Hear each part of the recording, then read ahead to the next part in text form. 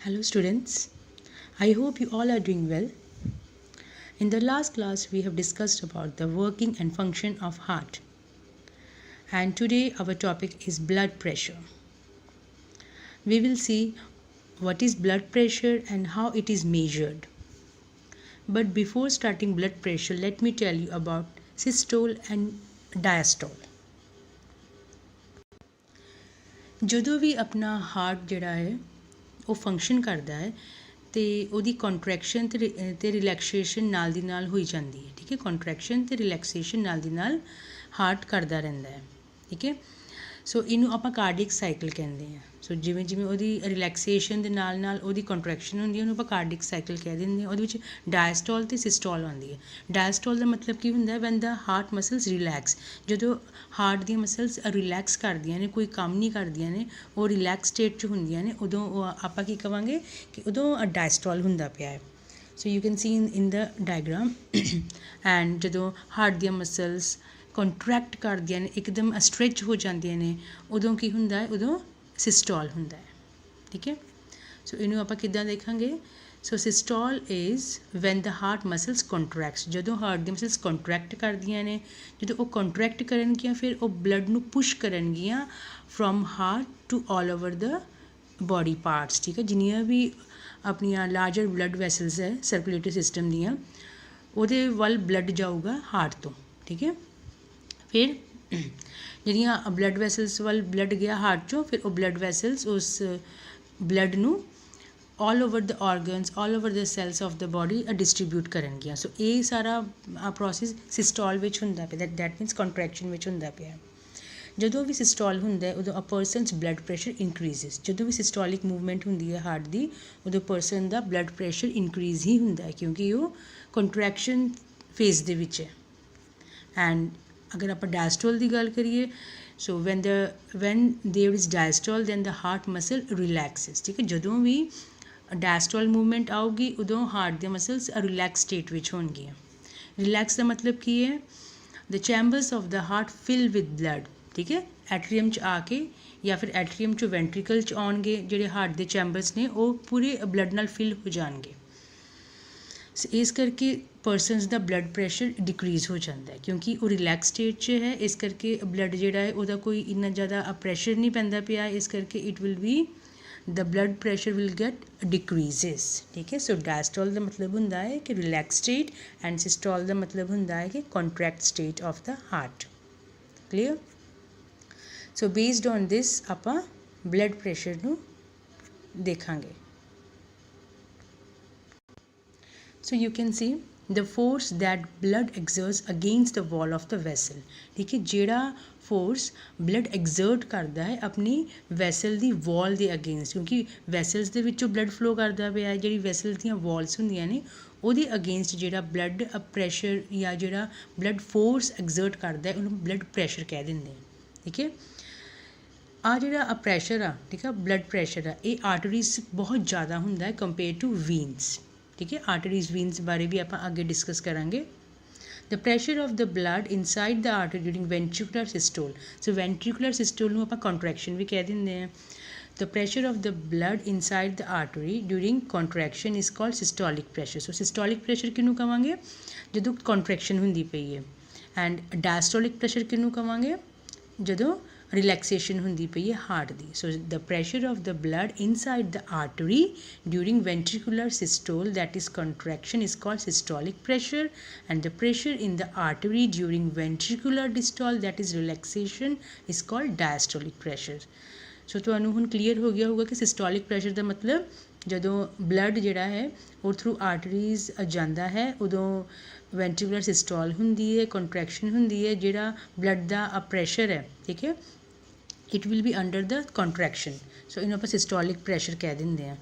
ਸੋ ਜਦੋਂ ਬਲੱਡ ਦਾ ਪ੍ਰੈਸ਼ਰ ਆ ਇਨ ਆਰਟਰੀਜ਼, ਜਦੋਂ ਉਹ ਰਿਲੈਕਸ ਸਟੇਟ 'ਤੇ ਹੈ, ਵੈਂਟਰੀਕੂਲਰ ਡਾਇਸਟੋਲ ਸਟੇਜ ਦੇ ਵਿੱਚ ਹੈ, ਉਦੋਂ ਆਪਾਂ ਨੂੰ ਕੀ ਕਹਾਂਗੇ? ਡਾਇਸਟੋਲਿਕ ਪ੍ਰੈਸ਼ਰ, ਦੈਟ ਮੀਨਸ ਉਹ ਰਿਲੈਕਸ ਹੈ।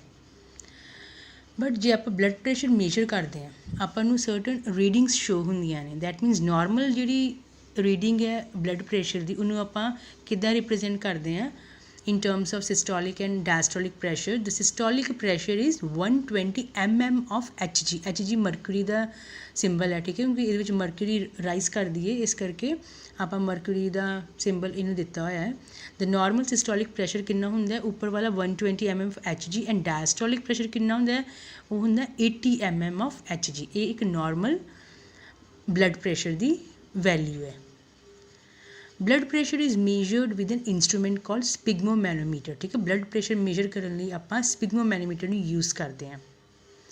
ਬਟ ਜਦੋਂ ਬਲੱਡ ਪ੍ਰੈਸ਼ਰ ਨੋਰਮਲ ਰੇਂਜ ਤੋਂ ਜ਼ਿਆਦਾ ਐਕਸੀਡ ਕਰ ਜਾਂਦਾ ਹੈ, 140 ਐਂਡ ਅਬਵ ਹੋ ਜਾਂਦਾ ਹੈ, ਉਦੋਂ ਆਪਾਂ ਕੀ ਕਹਿੰਦੇ ਹਾਂ?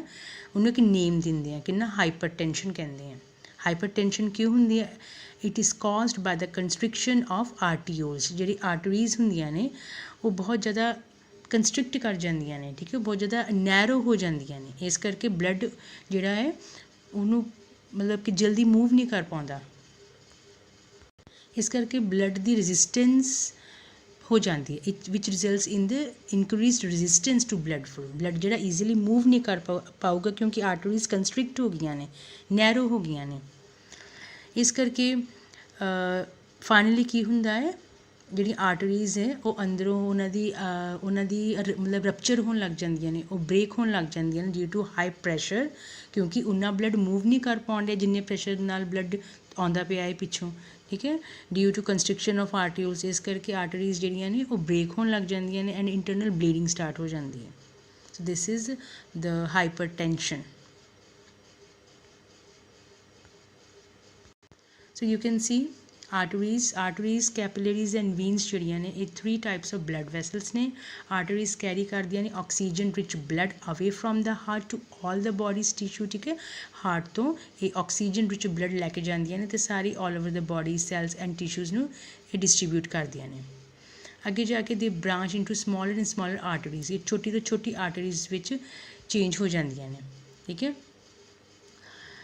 ਕੈਪੀਲਰੀਜ਼ ਦਾ ਕੰਮ ਕੀ ਹੈ? ਕੈਪੀਲਰੀਜ਼ ਜਿਹੜੀਆਂ ਨੇ, ਅੱਛਾ ਕੈਪੀਲਰੀਜ਼ ਤੋਂ ਪਹਿਲਾਂ ਆਪਾਂ ਵੀਨਸ ਦੇਖ ਲਈਏ। Veins these are blood vessels that take blood back to the heart. ਇਹ ਬਲੱਡ ਵਾਪਸ ਹਾਰਟ ਦੇ ਵਿੱਚ ਲੈ ਕੇ ਆਉਂਦੀਆਂ ਨੇ। ਕਿਹੜਾ ਬਲੱਡ? ਡੀਆਕਸੀਜਨੇਟਡ ਬਲੱਡ, ਜਿਹਦੇ ਵਿੱਚ ਕਾਰਬਨ ਡਾਈਆਕਸਾਈਡ ਹੈ, ਬਲਕਿ ਆਕਸੀਜਨ ਨਹੀਂ ਹੈਗੀ ਹੁਣ। ਸੋ ਵਾਪਸ ਹਾਰਟ ਦੇ ਵਿੱਚ ਆਕਸੀਜਨ ਲੈਣ ਲਈ ਇਹ ਬਲੱਡ ਨੂੰ ਲੈ ਕੇ ਆਉਂਦੀਆਂ ਨੇ। So they get become larger as they get closer to the heart। ਜਿਵੇਂ ਜਿਵੇਂ ਹਾਰਟ ਦੇ ਕੋਲ ਆਉਂਦੀਆਂ ਇਹ ਉਨੀਆਂ ਲਾਰਜ ਹੋਈ ਜਾਂਦੀਆਂ ਨੇ। ਸੋ ਜਿਵੇਂ ਸੁਪੀਰੀਅਰ ਵੈਨਾ ਕਾਵਾ ਹੈ ਉਹ ਬਹੁਤ ਲਾਰਜ ਵੀਨ ਹੈ, ਉਹ ਕੀ ਕਰਦੀ ਹੈ? It brings blood from the head and arms, upper body parts ਤੋਂ ਹਾਰਟ ਵਿੱਚ ਬਲੱਡ ਲੈ ਕੇ ਆਉਂਦੀ ਹੈ। ਇੱਦਾਂ ਇਨਫੀਰੀਅਰ ਵੈਨਾ ਕਾਵਾ ਵੀਨ ਹੈ ਉਹ ਲੋਅਰ ਬੋਡੀ ਪਾਰਟਸ ਤੋਂ, ਜਿਵੇਂ ਐਬਡੋਮਨ, ਲੈਗਸ ਤੋਂ ਹਾਰਟ ਕੋਲ ਬਲੱਡ ਲੈ ਕੇ ਆਉਂਦੀਆਂ ਨੇ।